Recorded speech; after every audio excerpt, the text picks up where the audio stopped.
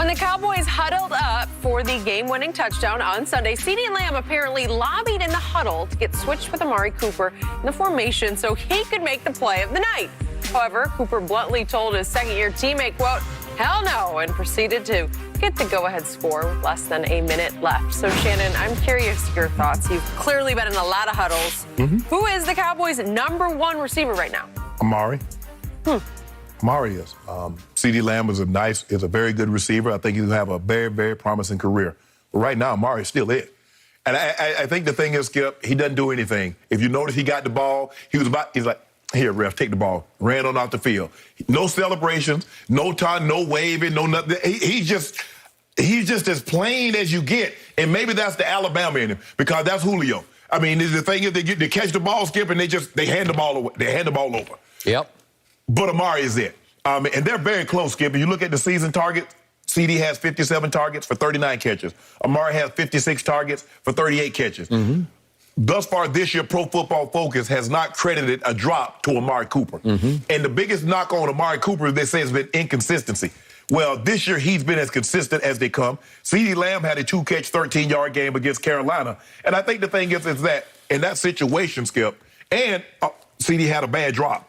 And we saw a couple I think Thanksgiving. He did. Last year, he had another bad drop. He has had a history back to college of when you least expect it, he drops one. I'm not saying it's a big gap between the two of these guys, but Amari Cooper right now is the #1 receiver. And if you want to say 1A and 1B, whatever. But right now, Amari is where it's at.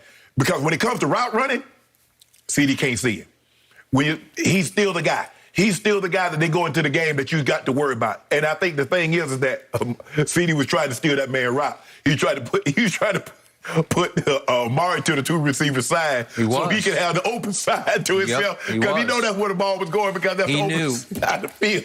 So I don't blame him, Skip, but it just goes to show you his thought process.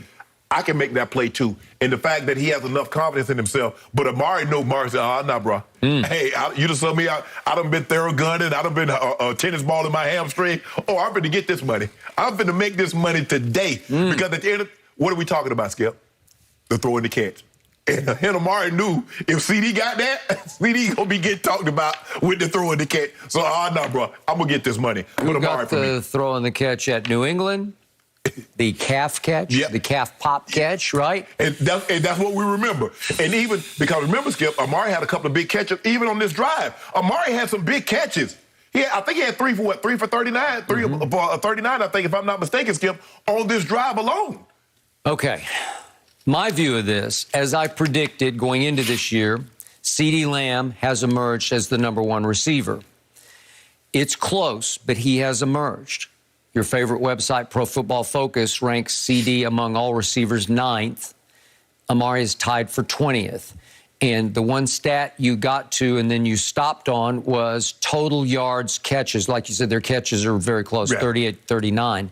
But CeeDee has caught 609 yards worth of football to 495 for Amari. And that's in large part because yards after catch, CeeDee is 232 to Amari's 110. So Amari will catch it. It's usually kind of the end of that play. He'll catch it, and whatever it is, it is. Remember, though, Skip, early in the season, he was dealing with that ankle.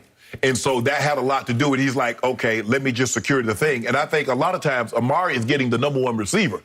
And so CeeDee's feet, but the #1 DB. The #1 DB, and he does. CeeDee does a lot of his work in the slot. Okay, 20+ yard catches. CeeDee has 11 to Amari's 8. Okay, I hear you about route running. There's not a better route runner that I see in pro football than Amari is. What I love about this, why I don't, in the end, don't even care about this question is, it's 1A, 1B. And what I loved about what happened Sunday night at Minnesota was Amari did something that we've seen him do again and again and again on the road. He shut it down by taking himself out of the game. So let's see his 2 straight catches on the final drive, because the first one was a bad throw by Cooper Rush. This is a turnover-worthy throw that his receiver went and got for him. Number 19 just says, well, I'll just take it away from him and kick it up in the air, and then I'm going to go get it. And that was concentration and willpower, and that was pretty special. And then he came right back and hit him again for another big game. And this is the one that Amari came up a little gimpy on. And this is when I saw that, I said, he's done for the night. And it ticks me off, like, well, why does it always happen to me on the road with him? Because remember 2019, it was again and again. And then what happens? We come right back, and guess who's in the game?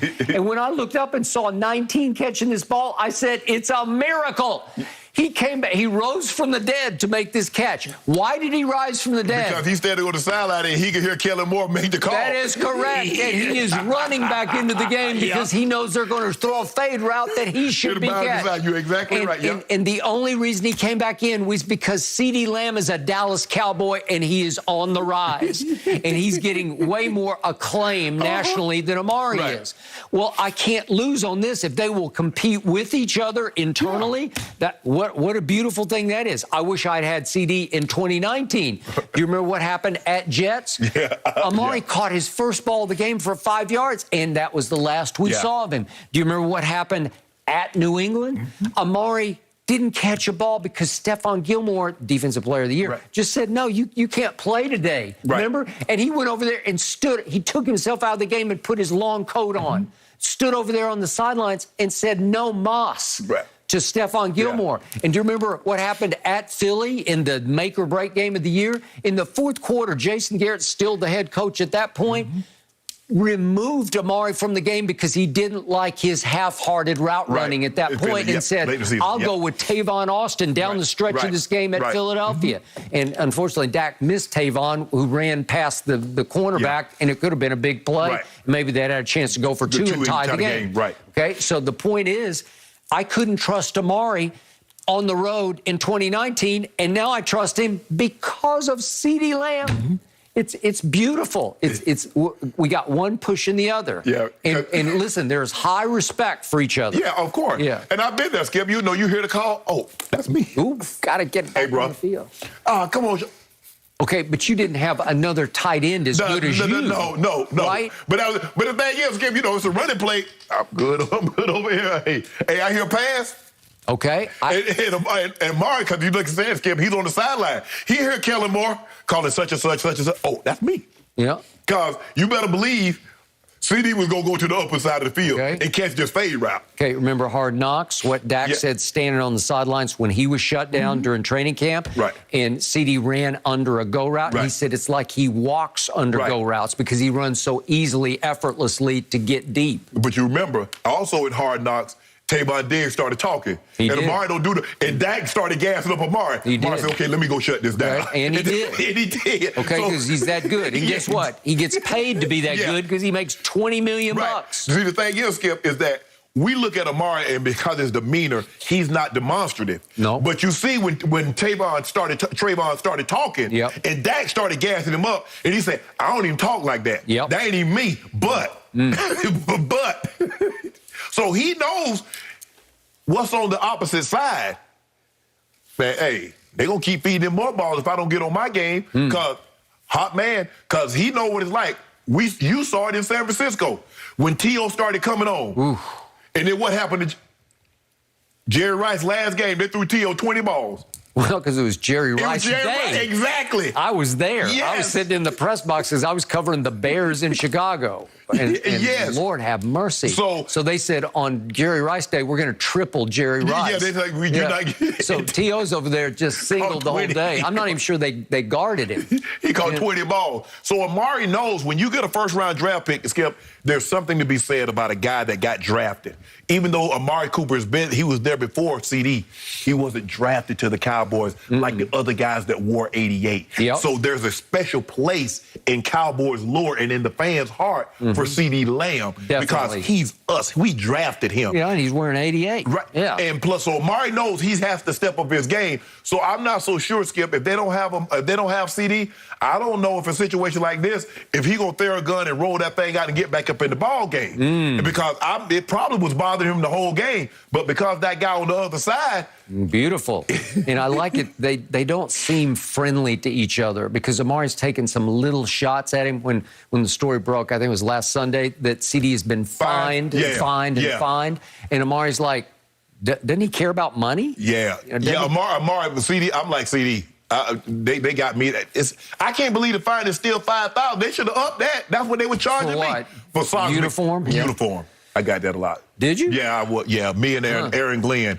Skip, if I get tackled, you think I got time to look down? Oh, my sock down. Let me pull my sock. Skip, I'm just playing football. The guy tackled me, my jersey come untucked. Well, Shannon, you know, we saw you went 2 plays without your jersey. Man, what the hell? Man, I'm playing football. It's football. We should have a uniform fine on this show. You know, some of those outfits you wear, I don't know, they're finable. Look at this. I look very debonair. Yeah.